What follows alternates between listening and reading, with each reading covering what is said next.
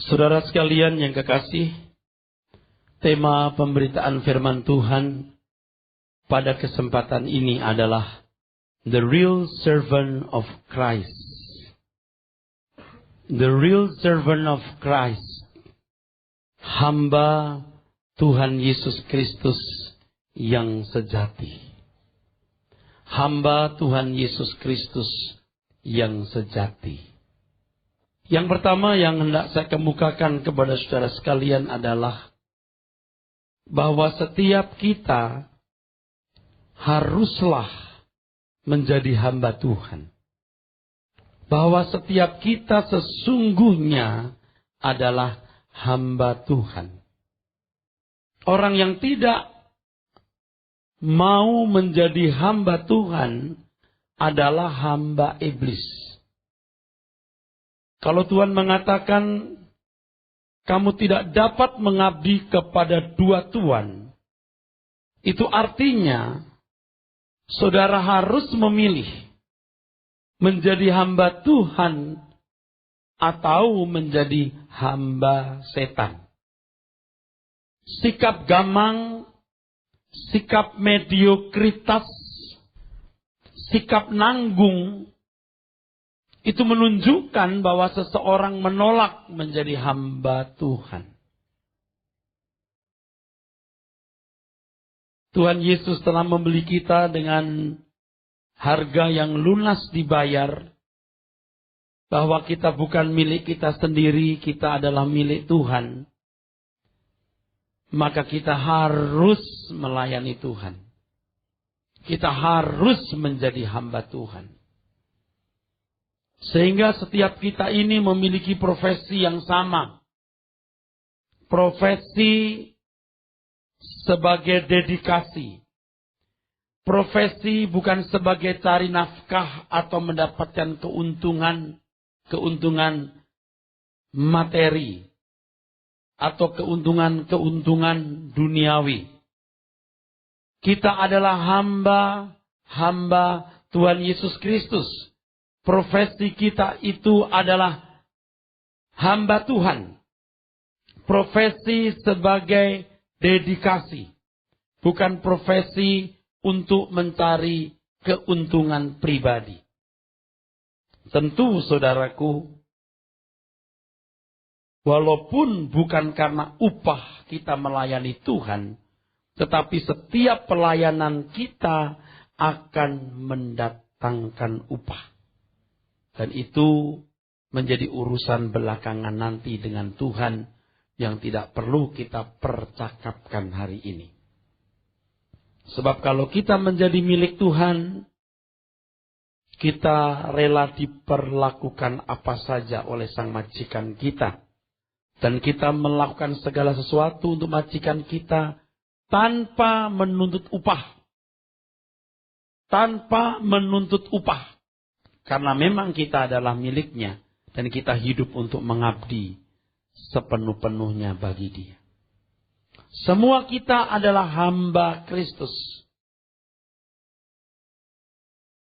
Profesi kita yang lain. Pekerjaan kita secara administratif dunia. Sebagai tenaga medis, pendidik, di bidang hukum, pedagang, semua itu support. Itu semua kita lakukan sebagai dukungan untuk kepentingan Tuhan. Semua itu merupakan tempat di mana kita berperan sebagai hamba Kristus. Semua itu merupakan perwujudan dari pengabdian kita kepada Tuhan. Ekspresi kita dalam melayani Tuhan. Tempat kita memperagakan panggilan kita sebagai hamba Tuhan Yesus. Jangan dibalik. Ke gereja itu sambilan. Profesinya pedagang. Ke gereja sambilan. Untuk support. Untuk mendukung bisnisnya. Profesinya tenaga medis. Ke gereja. Supaya kegiatan gerejaninya, supaya Tuhan support, dukung kegiatan medisnya. Terbalik itu. Dan rata-rata orang terbalik di sini. Benar-benar rata-rata terbalik di sini. Segala sesuatu yang kita lakukan harus kita lakukan untuk kemuliaan Tuhan. Memang sulit sekali saudara mengubah filosofi hidup yang sudah terlanjur salah selama tahunan. Tetapi kalau kita tidak segera, tidak kunjung mau berubah, kita tidak akan berubah selama-lamanya. Kalau orang menyadari kebenaran ini, maka pembelaannya bagi Tuhan pasti tanpa batas. Pasti tanpa batas. Dan percayalah bahwa seluruh pekerjaan saudara akan diberkati Tuhan. Bukan karena pekerjaan itu sendiri, bukan karena saudara yang melakukan pekerjaan, tapi karena kepentingan pekerjaan Tuhan. Jadi, semua kita hamba Tuhan Yesus Kristus. Ingat ini. Seluruh kegiatan kita itu support, dukungan untuk kepentingan Tuhan. Semua kegiatan kita merupakan tempat di mana kita mengabdi kepada Tuhan, berperan sebagai hamba Tuhan. Hamba Tuhan di wilayah perdagangan, hamba Tuhan sebagai tenaga medis, hamba Tuhan sebagai ahli hukum dan lain sebagainya. Hamba Tuhan sebagai ibu rumah tangga dan lain sebagainya. Yang kedua, ada the real servant of Christ, ada hamba Tuhan yang sejati, tetapi juga berarti ada hamba Tuhan yang palsu. Nah, bagaimana kita bisa membedakan hamba Tuhan yang sejati dan hamba Tuhan yang palsu? Untuk memahami bagaimanakah hamba Kristus yang sejati, saudaraku sekalian, kita harus mengerti apa tujuan pelayanan yang dikehendaki Tuhan Yesus. Dan ini selalu kita bicarakan. Dan kali ini kiranya Tuhan membuka mata kita, mata pengertian kita lebih lebar. Kita mengerti dengan lebih lengkap. Dan pengertian kita benar-benar mengubah kita. Untuk menjadi hamba Tuhan yang sejati, kita harus mengerti tujuan pelayanan yang dikehendaki oleh Tuhan. Untuk memahami tujuan pelayanan yang dikehendaki oleh Tuhan, kita harus terlebih dahulu memahami apa isi dan tujuan hidup yang harus dimiliki manusia, khususnya anak-anak tebusan Tuhan. Jadi sebenarnya pelayanan itu tujuannya hanya satu ini. Mengembalikan manusia kepada isi dan tujuan hidup yang benar. Itu saja. Tidak boleh ada yang lain. Jadi soal jodoh, soal ekonomi, soal kesehatan, apapun tidak boleh menduduki tempat utama. Tujuan pelayanan kita bagaimana mengembalikan manusia kepada tujuan dan isi hidup yang benar. Dan kalau saudara membaca kitab Perjanjian Baru, Matius, Markus, Lukas, Yohanes, dan surat-surat rasul-rasul, semua itu berisi pengajaran bagaimana menjadi umat tebusan. Bagaimana menjadi insan ciptaan. Dan itu kabar baik. Itu kabar baik. Kalau seseorang memiliki satu alat elektronik misalnya yang rumit begitu, buku panduannya atau manual booknya hilang, itu bencana itu. Berarti alat tersebut tidak bisa dioperasikan. Kalau alat tersebut rumit, mahal, wah sayang. Sayang sekali. Dan kalau buku petunjuknya ditemukan, itu kabar baik. Buku petunjuk itu kabar baik. Bagaimana mengoperasikan alat tersebut. Alkitab kita, khususnya Perjanjian Baru, ingat ini. Perjanjian Baru, itu memuat kabar baik. Injil, yaitu bagaimana mengoperasikan kehidupan ini. Bagaimana mengoperate kehidupan ini. Tanpa mengerti apa isi dan tujuan hidup yang dikehendaki Tuhan, pelayanan pekerjaan Tuhan dalam bentuk berbagai aktivitas rohani atau kegiatan gereja, sia-sia. Sia-sia. Sungguh sia-sia. Kalaupun dapat membuat seseorang menjadi lebih baik, terkendali dari perbuatan-perbuatan jahat, tidak akan mencapai sasaran. Dan kebaikan-kebaikan yang standarnya seperti itu juga dimiliki oleh agama-agama pada umumnya. Dan ternyata banyak orang-orang Kristen yang kelakuannya tidak kalah baiknya. Kejujurannya, kesetiaannya baik. Benar-benar baik.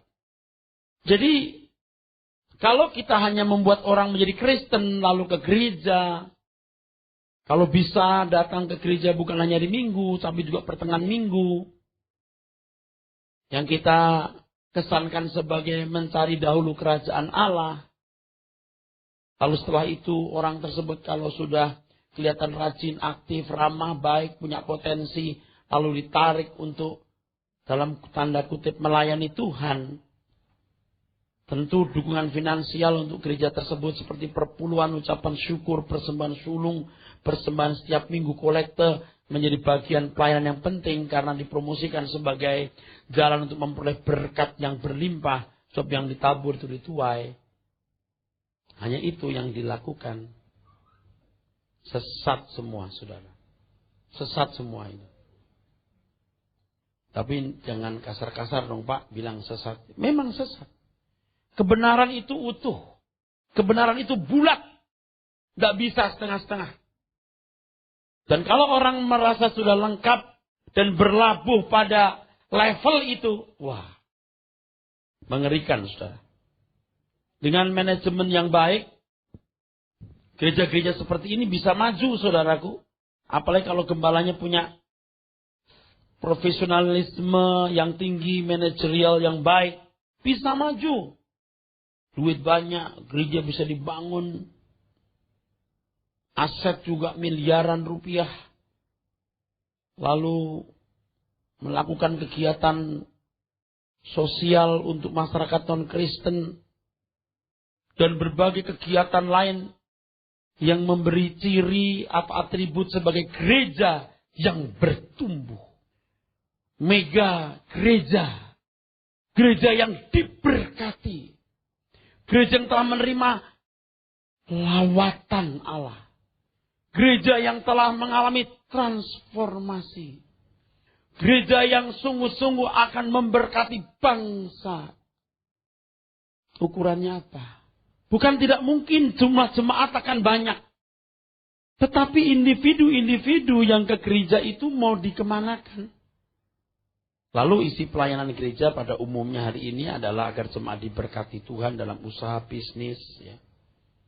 Pekerjaan maju, keluarga harmonis, anak-anak berhasil dalam studi dan karir, mendapat jodoh yang baik, semua sehat-sehat, pokoknya diberkati. Lalu bisa membuktikan kepada anak-anak dunia bahwa orang Kristen itu beruntung, gitu. Ini orang Kristen itu beruntung. Sekarang kalau kita bandingkan orang Kristen dan non-Kristen. Coba.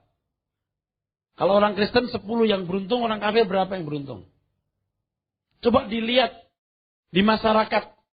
Yang kaya-kaya dan nampak keluarganya harmonis itu apakah orang Kristen? Lalu kalau ada orang Kristen satu aja yang kelihatan sukses. Wah, diangkat-angkat nih loh. Nih. Orang Kristen yang diberkati begini nih. Nih. Memang kalau di kota, orang-orang Kristen di Jakarta, di kota, yang mayoritas orang Kristennya Tionghoa, lebih kaya-kaya. Itu bukan karena dia Kristen, karena dia Tionghoa, tahu. Pola berpikirnya, drive hidupnya, tekunnya, hematnya lebih. Lebih dari kebanyakan orang. Coba gereja-gereja suku. Coba amati gereja-gereja suku. Yang non-Tionghoa rata-rata. Apalagi di daerah. Coba dibandingkan dengan orang-orang non-Kristen. Secara finansial, apakah orang Kristen lebih kaya? Tapi banyak pendeta masih bandel. Ayo ke gereja supaya kamu diberkati usahanya. Coba kalau ada riset gitu ya. Riset ya secara memadai. Tahun pertama jadi orang Kristen, tahun kedua jadi orang Kristen, tahun ketiga yakin ekonominya lebih baik. Kenapa itu dipersoalkan? Tetapi saya yakin orang Kristen yang mindsetnya dirubah, pasti ekonominya berubah. Dia harus kerja keras, harus giat, harus jujur, harus hemat. pasti berubah. Tetapi kalau pelayanan itu hanya berupa doa dan menarik kuasa Tuhan untuk mengubah nasib, waduh, rusak. Saudara, kalau di bandara Soekarno-Hatta ada eskalator jalan, tahu? Eskalator jalan. Kalau kita buru-buru, kita sambil jalan begitu. Sementara kita jalan, eskalatornya juga jalan. Lebih cepat, saudara. Lebih cepat. Kalau kita lelah, kita diam saja begini. Tetap jalan juga, ya. Tahu nggak penyesatan yang muncul sekarang ini? Jadi orang Kristen itu jalan di eskalator jalan. Diam tetap jalan, jalan akan lebih cepat. Kalau anak dunia tidak punya eskalator jalan. Ini salah. Ini keliru. Kalau orang Kristen dimanja Tuhan sedemikian ini rusak. Dan yang merusak kinerja banyak orang Kristen adalah pembicara dan gereja yang tidak mengerti kebenaran. Itu Israel diberkati, Pak. 6 hari kamu harus bekerja. Kerja loh.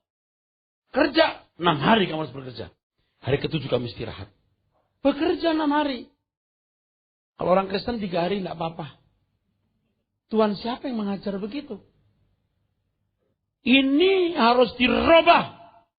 Tujuan pelayanan bukan supaya jemaat usahanya diberkati, bisnisnya lancar, keluarganya harmonis, anak-anaknya berhasil, studi dan karir, mendapat jodoh.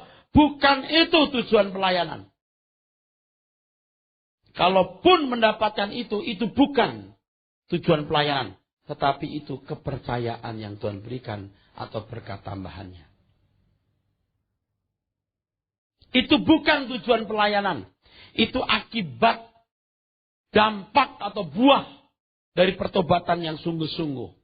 Atau tambahannya. Bila kita menggulirkan pelayanan dengan warna pelayanan seperti yang saya sebut tersebut, maka banyak umat Tuhan tidak menemukan isi dan tujuan hidup.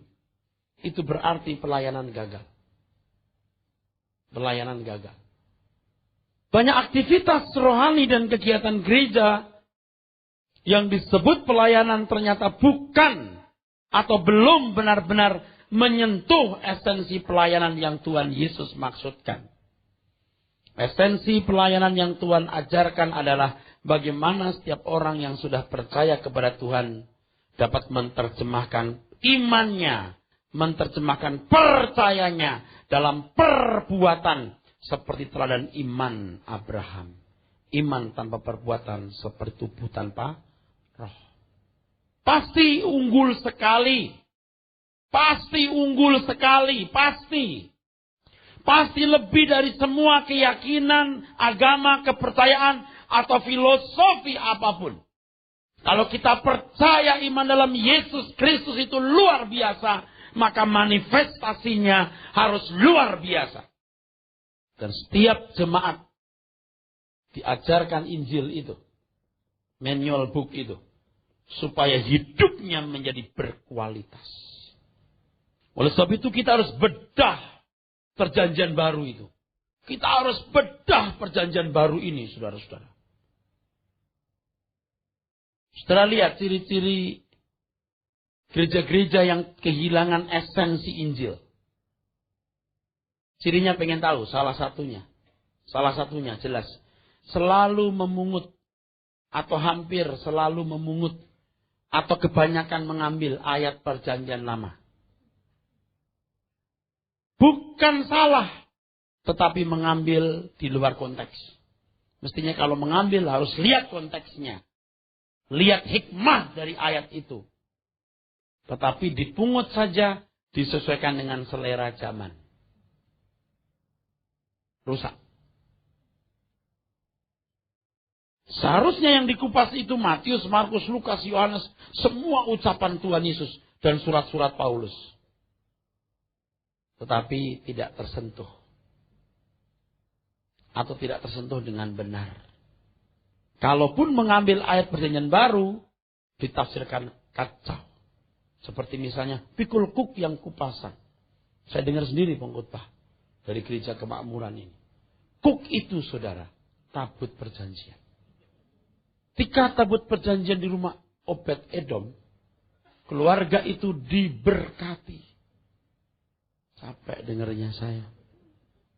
Kuk Yakub, kuk itu belenggu, sugon. Tuhan akan memberikan kita hidup yang berlimpah-limpah. Artinya banyak. Tuh, ngawur kan?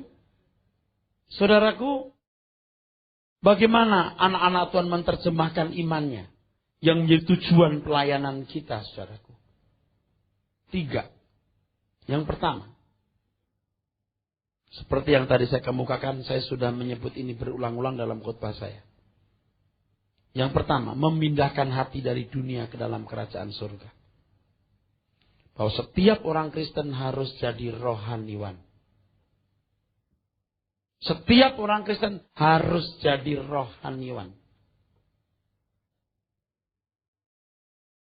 Malam ini kita akan dilayani oleh seorang rohaniwan. Jadi bapak ibu yang duniawan. Dengar aja ya sama bapak rohaniwan yang terhormat. Semua kita harus rohani, saudaraku. Semua harus jadi rohani. Rohaniwan. Kalau nggak rohaniwan ya duniawan. Dan kalau duniawan kan binasa. Semua harus mengalami pembaruan manusia batiniah. Manusia lahiriah merosot, batiniah dibaharui. Tuhan mengatakan di Matius 6:19-22, kumpulkan harta di surga. Jangan cinta uang. 1 Timotius 6:10. Percintaan dunia itu harus makin kurang. Ini bukan berarti Anda tidak pernah punya rumah atau mobil, tidak pernah jalan-jalan ke luar negeri. Jangan berpikir begitu. Tuhan tahu apa yang Anda butuhkan. Kalau saudara senang, Tuhan pun senang kok. Tapi jangan jadi tujuan. Memindahkan hati dari dunia ke dalam kerajaan surga itu sulit. Oleh sebab itu khotbah yang kita dengar selama ini kan kumpulkan harta di surga. Jangan duniawi. Wah. Ini gembala sidangnya pun juga terus mukul dirinya sendiri. Kalau saya bicara kita harus rohani tapi saya sendiri duniawi bagaimana? Sampai setiap kita itu membangun logika rohani. Pola berpikir yang berbasis pada dunia kan datang. Semua berbasis pada dunia yang akan datang. Terus kekekalan terus. Ini perkara kecil, yang ini harus lulus dulu, yang ini harus benar dulu, maka baru bisa dididik. Anak-anak remaja pemuda kita pun harus mulai berpikir begini. Jadi kalaupun sekolah, kalaupun kuliah, kalaupun menikah, itu karena menyongsong dunia akan datang. Bukan karena menyongsong hari ini. Pasti lebih giat dia belajar. Pasti tidak akan sembrono pilih teman hidup. Nah, selama ini yang telah mencengkeram pikiran banyak orang adalah, kalau bicara soal surga itu untuk orang-orang tua yang mau mati. Padahal setiap kita harus memiliki pola berpikir yang berbasis pada dunia yang akan datang, saudaraku. Dengar ini para aktivis remaja pemuda yang hadir di sini. Kalau kalian sekarang giat melayani Tuhan itu, kalian mempersiapkan diri untuk menyongsong dunia yang akan datang. Dan mempersiapkan teman-temanmu masuk ke sana. Kan masih lama, Pak. Kan masih lama, Pak. Kalau tidak mulai sekarang, mereka tidak akan keburu diselamatkan. Mereka keburu dirusak oleh iblis dan tidak akan pernah masuk surga. Jadi semua kegiatan kita itu bertujuan memindahkan hati kita dalam kerajaan Bapa di surga. Ini tidak buat orang jadi malas bekerja ya. Tidak membuat orang jadi nggak semangat ya. Ingat ini. Wah Pak, kalau kita memindahkan hati surga ya udah selesai deh Pak. Kita nggak punya semangat apa-apa. Tolol kamu. Masih tolol orang begini. Masih tolol dia. Oke, saya teruskan dulu. Yang kedua, memberi diri sepenuhnya masuk proses pendewasaan. Dan proses pendewasaan itu adalah cloning. Galatia 2, 19 dan 20. Hidupku bukan aku lagi, tapi Kristus yang hidup dalam aku. Orang percaya di cloning, mengenakan pribadi Kristus. Kalau anak muda dengar begini stres. Kalau kedagingannya, anak-anak muda kan luar biasa. Kedagingannya itu, ya. Tapi kalau anak-anak muda mulai sekarang memberi diri di cloning Tuhan, proses pendewasaan itu, tapi lewat firman Tuhan, ya, ingat, lewat firman Tuhan. Lewat firman Tuhan. Jadi firman Tuhan itu mengajar bagaimana hidup sebagai bangsawan surgawi. Hidup manusia yang Tuhan kehendaki itu bagaimana. Ketika dia belajar terus, lalu belajar mengenakan firman itu, tanpa sadar dia mengenakan pribadi Kristus. Inilah orang yang benar-benar patut disebut penuh roh. Penuh Roh Kudus itu begini nih Pak. Alkitab itu Roh Kudus yang tertulis. Jadi kalau Alkitab, kebenaran Alkitab kita mengerti, menguasai pikiran jiwa kita, kita lakukan, itu penuh roh yang benar. Jangan digantikan dengan gitu. Jangan digantikan dengan yang begitu. Bukan tidak boleh penuh Roh Kudus sampai jatuh-jatuh. Bukan tidak boleh. Jangan diganti gitu. Kalau merasa sudah penuh Roh Kudus. Lihat orang-orang begitu rata-rata bermasalah jiwanya. Sudah ngerti maksud saya? Coba lihat. Di gereja orang-orang begitu rata-rata bermasalah jiwanya. Benar, rata-rata bermasalah jiwanya. Tidak produktif lah. Sombong rohani, diem-diem. Sampai gak kenal dirinya sendiri. Kadang-kadang kampungan. Di tengah-tengah masyarakat pun dalam pergaulan kampungan. Di tengah orang intelek, tidak intelek. Di tengah orang eksekutif, aduh jauh banget. Benar, bukan saya mencela Roh Kudus. Ini bukan Roh Kudus, soalnya Roh Kodok. Kalau Roh Kudus betul tidak begitu.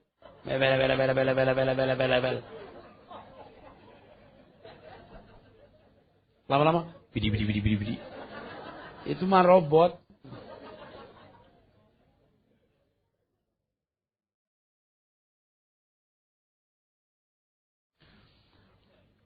Coba kendalikan diri. Kalau sesekali lawatan Roh Kudus sedemikian rupa, orang rebah, berbahasa roh, saya mengerti. Saya mengerti. Tapi setiap kali doa mesti selalu, waduh capek deh. Udah capek deh. Yang begini sakit jiwa rata-rata. Dulu juga saya begitu, saudara. Tapi lama-lama saya kendalikan diri. Bisa dikendalikan. Kalau terus-menerus begitu, tidak bisa mengendalikan diri. Tidak dewasa. Tuhan mau kita dewasa. Penuh roh tapi tidak kampungan. Tidak nyentrik.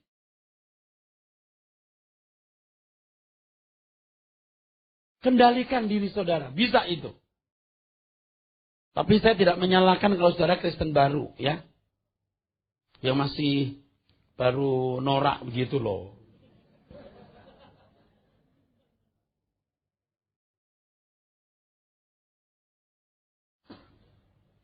Iman tanpa perbuatan seperti tubuh tanpa roh. Perbuatan apa yang dikehendaki Tuhan? Alkitab mengatakan kalau seseorang mengaku percaya kepada Yesus, ia wajib hidup seperti Yesus hidup. Wah, ini satu perjuangan, saudara. Perjuangan itu. Saya sudah minta Pak Aloy bikin musik Matikan Aku Tuhan. Saya menyanyikan lagi lagu itu. Sebab dulu dinyanyikan oleh Ibu Talita Dodoh. Saya mau bikin album lagu-lagu yang judulnya yang tema kasetnya kira-kira The Songs of Compassion. Saya sudah tanya Pak Mak, ini cocoknya gimana tuh? Compassion. The Songs of Compassion. Lagu-lagu ratapan gitu. Lagunya diantaranya ini. Matikanlah aku Tuhan, matikanku setiap hari. agar ku dapat memuliakan namamu dalam roh dan kebenaran. Jadi kalau kita tidak mati itu kita tidak mempersilahkan roh itu bekerja. Sakit minta ampun, saudara. Sampai hari ini, aduh, kadang-kadang kita ini muncul lagi. Ini pasti bukan Yesus, ini pasti Rasus ini.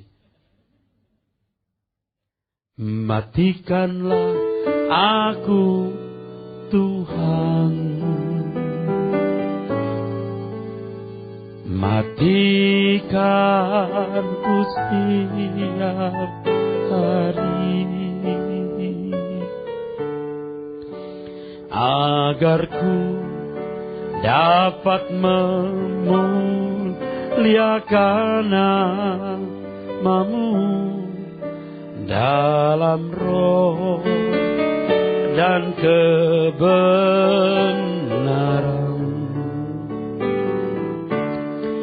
Seperti Yesus yang taat dan rendah hati, bahkan mati di salib. Seperti Yesus, ya Bapa, ubah hidupku, turuti semua firman-Mu.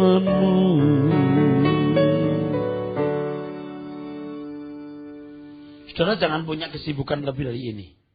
Anda boleh sibuk apapun, tapi kesibukan untuk dikelola Tuhan harus lebih dari segala kesibukan. Dan itu harus lebih dari segala kebutuhan. Itu harus lebih dari segala keinginan, cita-cita saudara. Ya.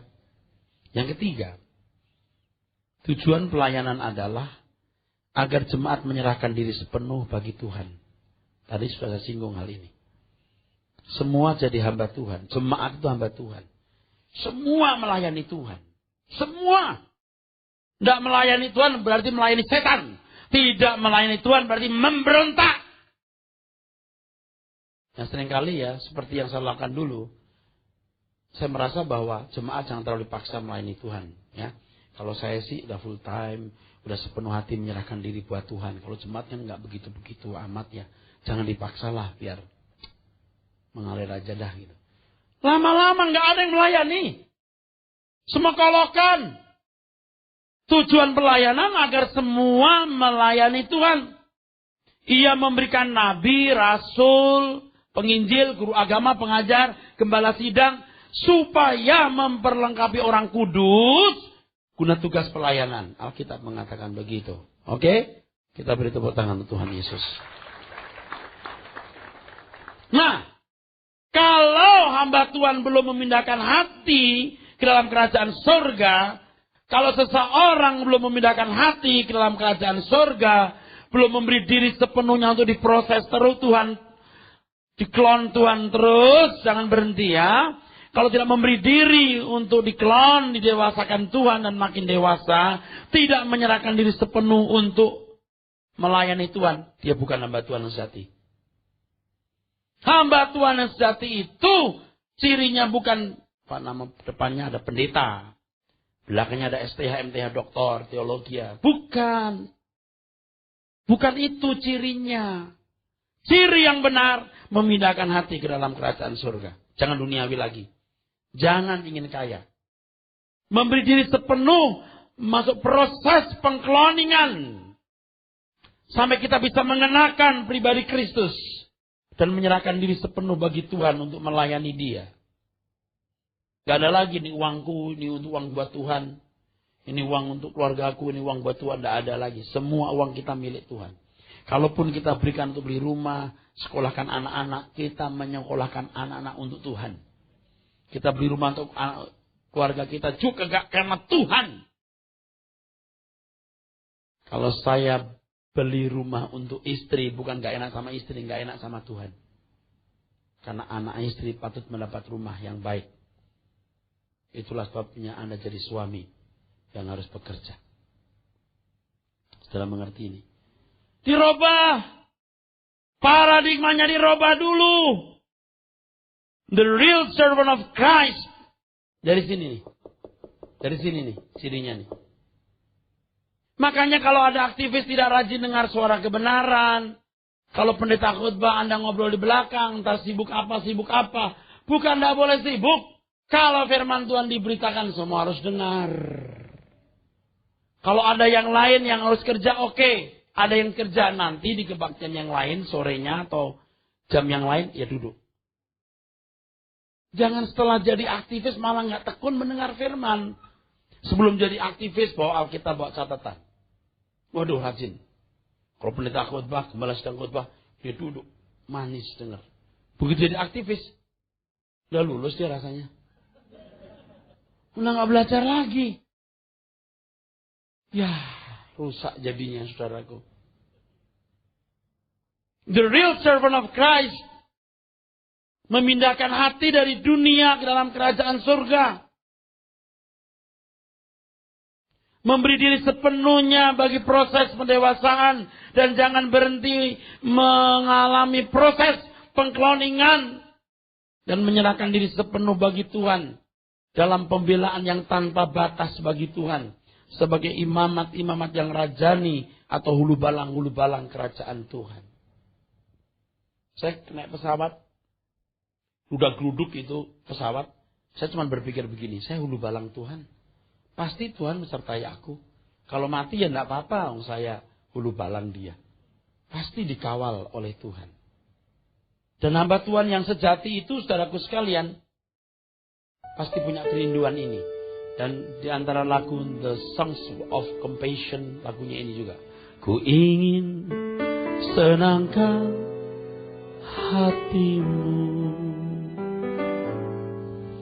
turut dan taati firman-Mu,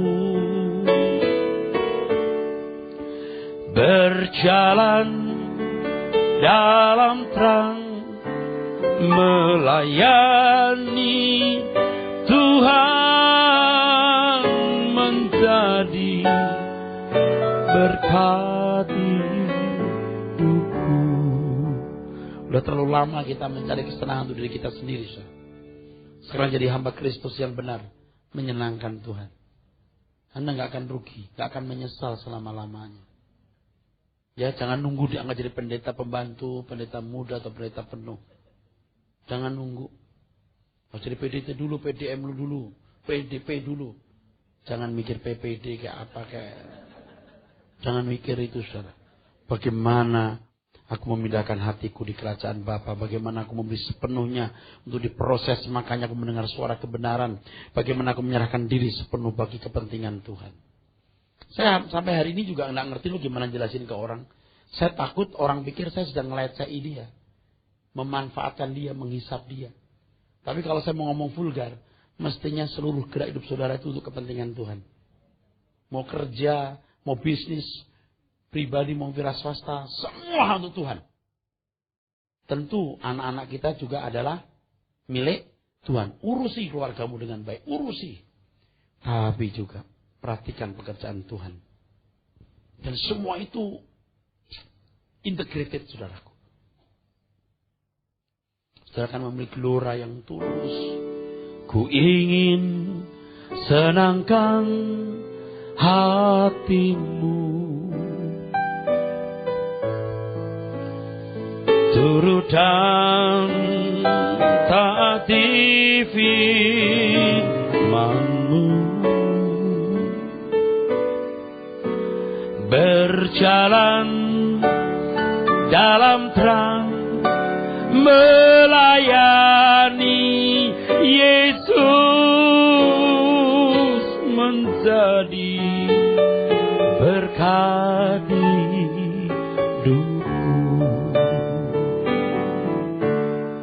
Saudara bisa mengasihi Tuhan begitu dalam, punya romantisme ilahi yang begitu kuat. Dan kalau sudah nyanyi atau doa yang ditujukan kepada Tuhan Yesus, kita tidak bisa jadi jagoan lagi loh. Tidak bisa jadi orang terhormat, orang berkarisma, tidak bisa lagi. Saudara ngerti maksud saya? Nggak bisa mau nampak orang berkarisma, nampak berwibawa, nampak agung, udah nggak bisa. Kalau sudah berkata, berjalan dalam terang, melayani Yesus menjadi berkat hidupku. Kita mesti pecah, saudara. Dia agung, Tuhan mulia. Kita tuh siapa sih? Seberapa kita hebat?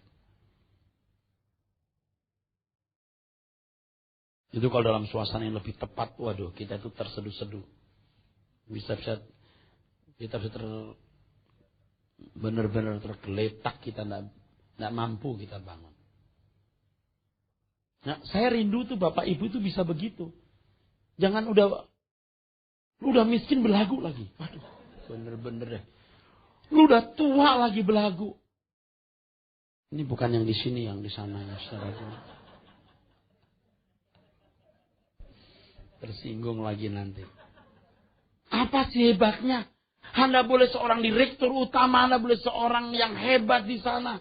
Tapi kalau sudah berhadapan dengan Tuhan, Anda itu nggak ada wibawanya lagi. Nggak ada karismanya, nggak ada aura-aura apa itu. Ku ingin senangkan hatimu, turutan taati firman-Mu, berjalan dalam terang, melayani Tuhan menjadi berkat hidupku. Oke, kita beri tepuk tangan Tuhan Yesus, saudaraku. Dan untuk menjadi hamba Tuhan yang benar ini, Anda harus menemukan isi dan tujuan hidup itu. Memindahkan hati di surga, memberi diri sepenuh bagi proses pendewasaan untuk dikloning, dan menyerahkan diri sepenuh bagi Tuhan. Ini isi dan tujuan hidup. Ini dulu yang dikejar. Bukan teknik-teknik pelayanan, kerendahan hati, sopan santun, pembawaan diri. Itu akan pasti menyertai ketika saudara mengenakan pribadi Kristus.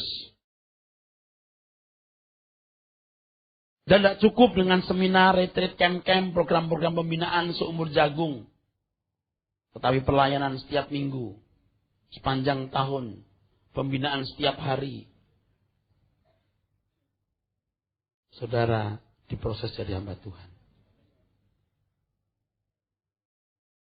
Saudara bisa melakukan hal ini. Katakan amin. Saudara bisa berubah. Katakan amin.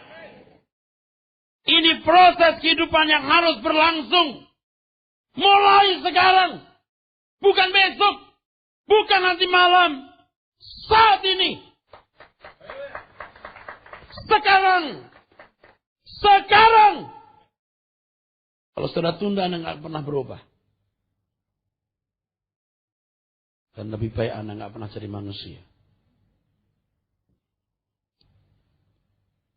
Melayani adalah panggilan setiap orang percaya. Tetapi panggilan ini bukanlah dasar yang memotori seseorang bergerak melayani Tuhan. Ingat ini. Melayani adalah panggilan setiap orang percaya. Tetapi panggilan ini bukanlah dasar yang menggerakkan seseorang melayani Tuhan. Jika demikian, panggilan menjadi suatu kewajiban atau tugas, kemudian menjadi profesi. Tetapi, yang saudara harus tahu, pelayanan adalah sebuah ekspresi atau buah pendewasaan rohani yang benar dari sekolah kehidupan yang melahirkan jiwa hamba Yesus. Hamba Yesus. Hal ini terjadi sebab harus memperagakan pribadi Kristus atau menerjemahkan semangatnya dalam kehidupan secara konkret. Harus memperagakan, bukan to do, tapi to be. Bukan karena harus melakukan, tapi sudah menjadi natur atau kodrat untuk melayani. Akhirnya saudaraku, pelayanan bukan sebagai profesi tapi dedikasi. Pelayanan bukan kewajiban tapi kebutuhan. Di sini yang dibutuhkan bukan pelajaran teknik menjadi hamba Tuhan, tetapi bagaimana bertumbuh dewasa dan mengenakan pribadi Kristus, penuh semangat Kristus, gairah Kristus. Tidak jarang pelayanan menjadi sarana untuk memperoleh hidup layak, bahkan keberhasilan. Seperti anak-anak dunia memiliki keberhasilan yang diukur dengan materi, jabatan, penghormatan. Supaya gerejanya kelihatan lebih besar, maka dijemputin jemaat-jemaat orang dengan bus-bus. Kalau itu bukan jemaat orang, tidak apa-apa. Kadang-kadang provokatif. Bus itu tidak jauh dari gereja itu. Aduh, sedih saudara. Supaya jemaat banyak. Kalau jemaat banyak, lalu gembalanya bisa menarik orang-orang kaya nih. Jemaatku banyak. Kalau kamu kuangkat jadi stafku, bangga kan? Pengikutnya banyak kan? Sudah ngerti maksud saya? Wah, itu permainan licik manusia begitu, saudara. Dan yang saya katakan ini bukan dongeng.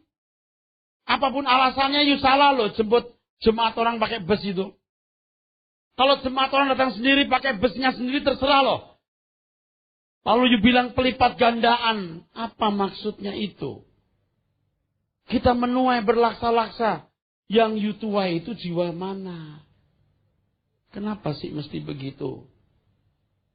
Pelayanan yang benar pasti tidak akan terfokus pada pemenuhan kebutuhan jasmani, tapi pada tujuan bagaimana manusia menemukan isi dan tujuan hidup manusia yang sesungguhnya.